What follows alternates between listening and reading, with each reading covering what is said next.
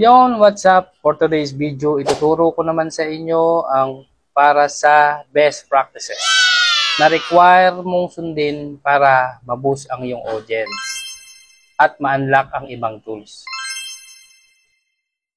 Let's go! Yan, pagdating sa home, scroll down, hanapin mo yung video mo. Then, click see insight and ads. Mapapansin nyo dyan, yung binilugan ko 50-50. Kalahating followers, kalahating non-followers. Mabuboost yan kapag sinunod mo lahat ito. Yan. Sa best practices, makikita mo yan. Tuturo ko ngayon sa inyo. Para maboost yung audience nyo. Yes. Mabuboost ang audience mo kapag sinunod mo lahat ng yan. Magiging ganito yan.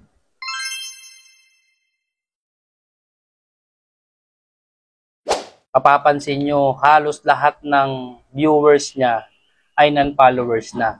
Kasi ipinakita ni algorithm yung videos ko sa iba dahil sinunod ko yung best practices.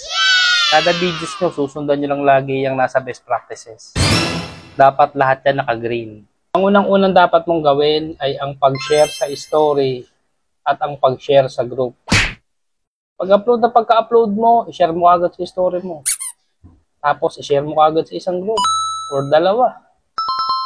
Pangalawa, write a caption and use hashtag. Mostly naman, pag nag-upload naman tayo, lagi meron naman tayong caption at saka hashtag.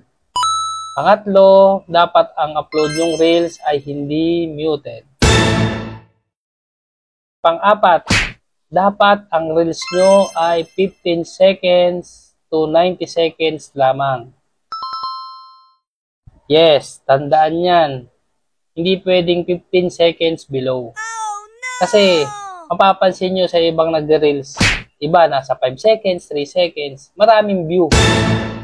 Kaya mabilis ang ipapakita ng algorithm, pero hindi yan tama sa best practices. Pwede mong gawin yan kung ikaw ay monetize na.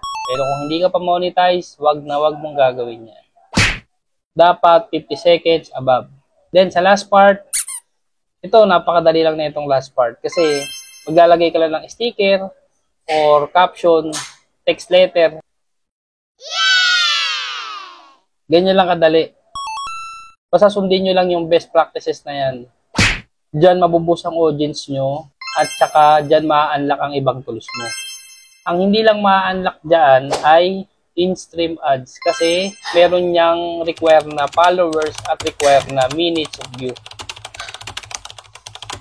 Kaya kung may natutunan ka sa video natin ngayon, baka pwede mo namang i-share para naman mas ganahan tayong magturo sa mga baguhan. Baka naman.